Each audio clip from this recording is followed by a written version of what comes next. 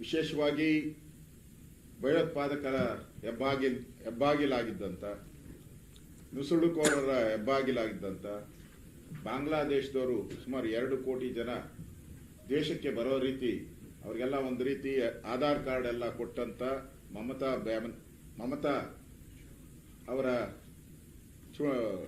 ರಾಜಕೀಯದ ಜೀವನ ಇರ್ಬೋದು, ಸರ್ಕಾರ ಇರ್ಬೋದು, ಇವತ್ತು ಅಂತ್ಯ ಆಗಿದೆ. ದೇಶದ ಭದ್ರತೆಗೆ ನರೇಂದ್ರ ಮೋದಿ ಒಬ್ಬರೇ ಸೂಕ್ತ ಅನ್ನೋಂಥದ್ದು ಈ ಚುನಾವಣೆಯ ಫಲಿತಾಂಶ. 5 ರಾಜ್ಯದ ಚುನಾವಣೆ ನಡೀತಾ ಇದ್ರು ಕೂಡ ದೇಶದ ಗಮನ ಎಲ್ಲನೂ ಕೂಡ ವೆಸ್ಟ್ ಬೆಂಗಾಲ್ ಕಡೆನೇ ಇತ್ತು. ಕಾರಣ ಅಲ್ಲಿನ ದುರಾಡಳಿತ, ಪ್ರತಿನಿತ್ಯ ಹಲ್ಲೆ, CBI ಇರ್ಬೋದು, ಇನ್ಕಮ್ ಟ್ಯಾಕ್ಸ್ ಇರ್ಬೋದು, ನ್ಯಾಯಾಂಗದ ಮೇಲೆ ಆಪಾದನೆ ಮಾಡ್ತಕ್ಕಂಥದ್ದು ಇರ್ಬೋದು, ರಾಜ್ಯಪಾಲರ ಮೇಲೆ ಆಪಾದನೆ ಮಾಡ್ತಕ್ಕಂಥದ್ದು, ಇದೇ ಚಾಳಿ. ಇವತ್ತು ಅದು ಅಂತ್ಯ ಆಗಿದೆ. ಇಡೀ ದೇಶದ ಭದ್ರತೆ ಇವತ್ತು ಗಟ್ಟಿಯಾಗುವಂತ ಒಂದು ವಾತಾವರಣ ಇದೆ.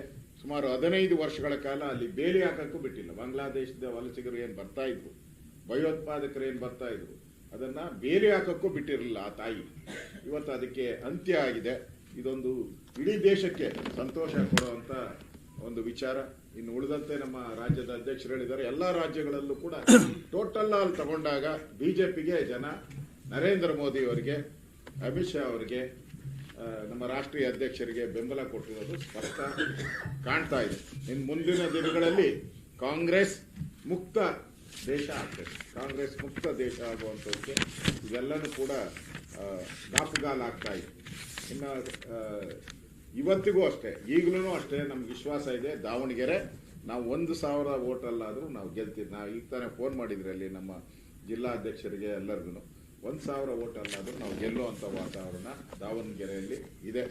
ಅದರಿಂದ ತಮಗೂ ಗೊತ್ತಿದೆ, ಯಾವುದೇ ಬೈ ಎಲೆಕ್ಷನ್ ನಡೆದಾಗ ಕರ್ನಾಟಕದಲ್ಲಿ ನಾವು ನಮ್ಮ ಸರ್ಕಾರ ಇದ್ದಾಗ 16 ಬೈ ಎಲೆಕ್ಷನ್ ನಡೆದು 15 ನಾವು ಗೆದ್ದಿದ್ವಿ. ಇದು ಸಿಂಪತಿ ಮೇಲೆ ನಡೆಯುವಂಥ ಚುನಾವಣೆ. ಅಲ್ಲಿ ಕಾಂಗ್ರೆಸ್ಸಿನ MLAಗಳು ತೀರೋಗಿದ್ರು, ಅವರ ಸಿಂಪತಿ ಮೇಲೆ ನಡೆಯುವಂಥ ಚುನಾವಣೆ. ಆದರೂ ಕೂಡ ದಾವಣಗೆರೆಯಲ್ಲಿ ಒಳ್ಳೆಯ ಫೈಟನ್ನು ನಾವು ಕೊಟ್ಟಿದ್ದೀವಿ. ದಾವಣಗೆರೆಯಲ್ಲಂತೂ ಒಳ್ಳೆ ಫೈಟ್ ಕೊಟ್ಟಿದ್ದೀವಿ. ಇನ್ನೂ 40,000 ವೋಟ್ ಕೌಂಟ್ ಇದೆ. ಇನ್ನೂ 40,000 ವೋಟ್ ಕೌಂಟ್ ಮಾಡ್ತಾ ಇದ್ದಾರೆ.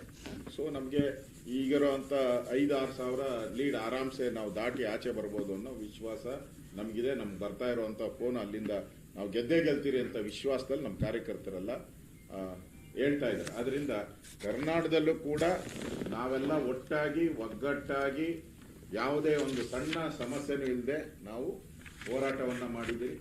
ನಮ್ಮ ಒಂದು ದಾವಣಗೆರೆಯಲ್ಲಿ ಒಬ್ಬ ಕಾರ್ಯಕರ್ತರಿಗೆ ಟಿಕೆಟ್ ಕೊಟ್ಟು ನಾವು ಚುನಾವಣೆಯನ್ನ ಸ್ಪರ್ಧೆ ಮಾಡಿದ್ರಿ. ಅದರಿಂದ ಇವತ್ತು ಇಷ್ಟೊಂದು ವೋಟ್ ನಮ್ಗೆ ಬಂದಿದೆಯಲ್ಲ.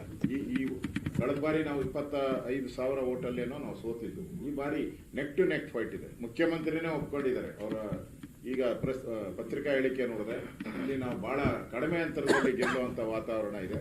ಇಲ್ಲ, ನಾವು ಬಿಜೆಪಿ ಗೆಲ್ಲುವಂತ ವಾತಾವರಣ ಇವತ್ತಿಗೂ ಈಗಲೂ ಕಾಣ್ತಾ ಇದೆ. 40,000 ವೋಟಿಂಗ್ ಕೌಂಟ್ ಆದ್ಮೇಲೆ ನಮ್ಗೆ ಅಲ್ಲೂ ಕೂಡ ಗೆಲುವಾಗ್ತೈತೆ ಅನ್ನೋ ವಿಶ್ವಾಸ ನಮಗಿದೆ.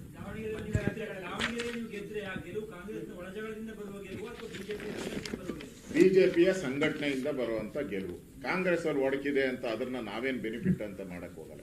ಅದು ಅವ್ರ ಪಾಡು.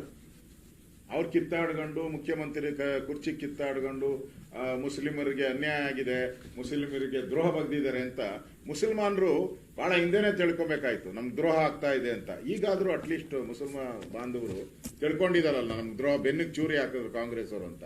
ಅದು ತಿಳ್ಕೊಂಡ್ರೆ ಇಡೀ ದೇಶಕ್ಕೂ ಒಂದು ಒಳ್ಳೆ ಮೆಸೇಜ್ ಹೋಗ್ತೈತೆ. ಅದರಿಂದ ಇದು ಗೆಲುವು ಬಿಜೆಪಿಯ ಗೆಲುವು. ಯಾಕಂದ್ರೆ ನಾವು ಕ್ಯಾಂಡಿಡೇಟ್ ಹಾಕ್ಬೇಕಾದ್ರೆ ನಾವೆಲ್ಲ ಯೋಚನೆ ಮಾಡಿ ಒಬ್ಬ ಬ್ಯಾಕ್ವರ್ಡ್ ಕ್ಲಾಸ್ಗೆ ಕೊಡಬೇಕು ಅನ್ನೋ ತೀರ್ಮಾನವನ್ನ ಮಾಡಿ ಕಾರ್ಯಕರ್ತರಿಗೆ ಕೊಡಬೇಕು ತೀರ್ಮಾನ ಮಾಡಿದ್ರಲ್ಲ, ಅದರ ಪ್ರತಿಫಲ ಇಷ್ಟೊಂದು ಫೈಟ್ ಆಗ್ತಾ ಇರೋದು.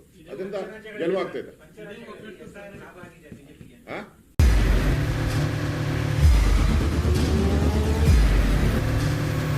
ಪ್ರಜಾಮಾರ್ಗ ನ್ಯೂಸ್, ಇದು ಜನಸಾಮಾನ್ಯರ ಧ್ವನಿ. ನಮಸ್ಕಾರ. ನೀವು ನೋಡ್ತಾ ಇದ್ದೀರಾ ಪ್ರಜಾಮಾರ್ಗ ನ್ಯೂಸ್. ರಾಷ್ಟ್ರದ ರಾಜ್ಯದ ರಾಜಕೀಯದ ಬಗ್ಗೆ ಹೆಚ್ಚಿನ ಸಿನಿಮಾ ಅಪ್ಡೇಟ್ಗಳಿಗಾಗಿ ಫಸ್ಟ್ ಲೈಕ್ ಮಾಡಿ, ಸಬ್ಸ್ಕ್ರೈಬ್ ಆಗಿ, ಹಾಗೆ ಫಾಲೋ ಕೂಡ ಮಾಡಬೇಕು.